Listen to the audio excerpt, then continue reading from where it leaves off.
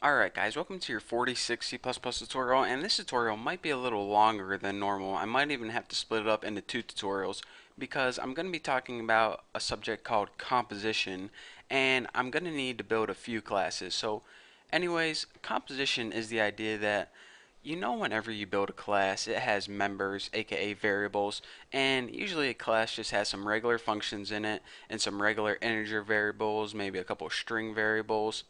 Well, aside from just functions and regular variables, a class can also have objects of another class as its member. So you can stick objects inside classes as well. So like whenever we created an object, we always created it in main right here. Well, you can actually have it inside other classes. So let's go ahead and take a look at that. And again, composition is what it's called. So the first thing we need to do is create a couple new classes. So file, new, class. I know you can't see that, but I already showed you guys before.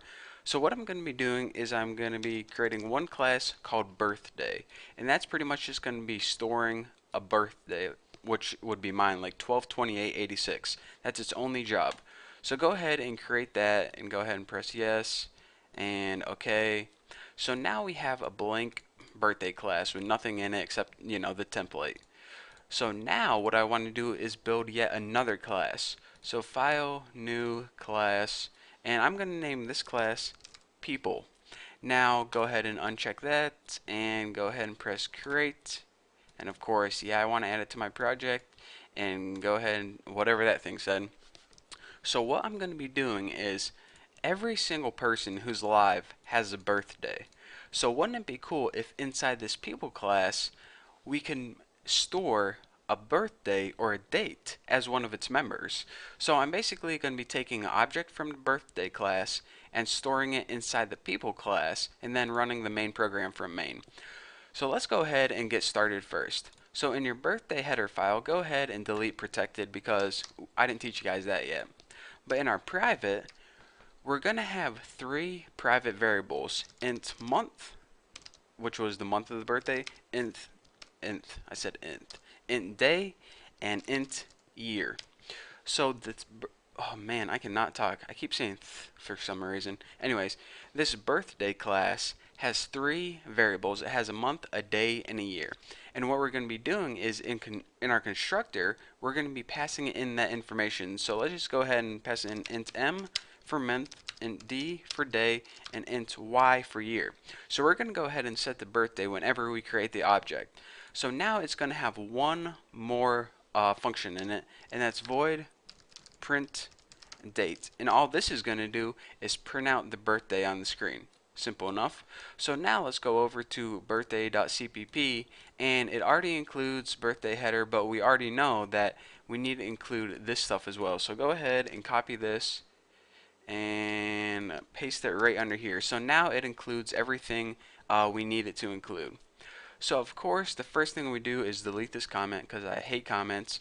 And in our birthday constructor, remember, it takes three pieces of information: a month, a day, and a year. So let's go ahead and just actually steal this from over here, copy that, and paste it right in there. So now it has three pieces of information that we passed in: a month, a day, and a year. So what we can do is use those values to set equal to the variables we needed. We have a month variable, a day variable, and a year variable, and all of those variables need a value. So go ahead and for month, set it equal to the value you passed in for m.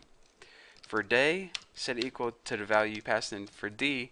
And for year, set it equal to the value you passed in for y. So as you can see now, whenever we pass in our three pieces of information, it sets m to month, d for day, y to year. And this is going to be 12 equals month, 28 equals day, and 1986 equals year, because that's when I was born, so that's what I'm doing. So aside from that, we already know that we have to create this one extra function called print date. And all this function does is print a date out on the screen. So let's go ahead and make that right now. Void birthday print date. It already knows that we needed it. And of course, it doesn't take any parameters. And all it does is print out something on the screen. So cout month, day, and year. and we'll might as well go ahead and add a end line for that. So what it's going to do is print out the month slash day slash year slash. And I know that this is format's kind of weird. I think it's different in England and Great Britain, but for those of you overseas, yeah, this is how we do things here in America. We also measure like lengths with 12 instead of 10. So yeah, that makes it a whole lot easier, like 12 inches in a foot. Who the heck decided there should be 12 inches in a foot instead of just, 10? 10 would make things a lot easier, but we have this stupid American system over here. But anyways, there's my little rant for the day. Now I can go ahead and work in my other class.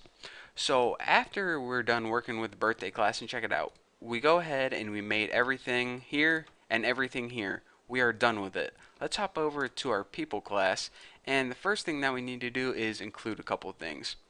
Um, Whenever I'm making a people object, I'm going to be giving it a name like Bucky Roberts. So since we're going to be passing it in a name, we need to be able to work with strings. So include string, and that'll include the string class. And aside from that, we also need to include this birthday header file. So go ahead and copy and paste. And the reason we need to include this birthday header file is because as one of the members, aside from just regular variables, we're also going to be storing a birthday object in this class. So if we don't have this birthday header file, it will think we're just trying to make a weird variable or something, and we'll get an error. So that's why we need to include the birthday header file. And aside from that, we need the using namespace standard to get all our standard, people header, there you go. All our standard crap. So let's go ahead and start working on the people class. So the very first thing, well, I should probably tell you guys is what information is going to be in this class. Well, as I said before, everyone has a name and everyone has a birthday. So go ahead and put string name and go ahead and there's a birthday. We're going to go ahead and use a birthday object as a member of this class. So whenever you want to use an object of another class inside this class, you go ahead and first type the class name, birthday, and then you go ahead and give it a variable like date of birth. So now this class, people H, every person in this class is going to have a name and a date of birth.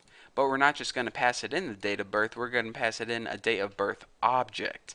Pretty cool, huh? So aside from that, we might as well go ahead and we're going to be passing in the constructor. So we're just going to pass the name in as a variable X, and we're going to pass the birthday in as a birthday object, so we'll call it BO. So whatever name we pass it in for X is going to set it equal to name, and whatever birthday object we pass in at BO is going to set it equal to date of birth. Pretty cool, huh? So now let's hop over to people.cpp, and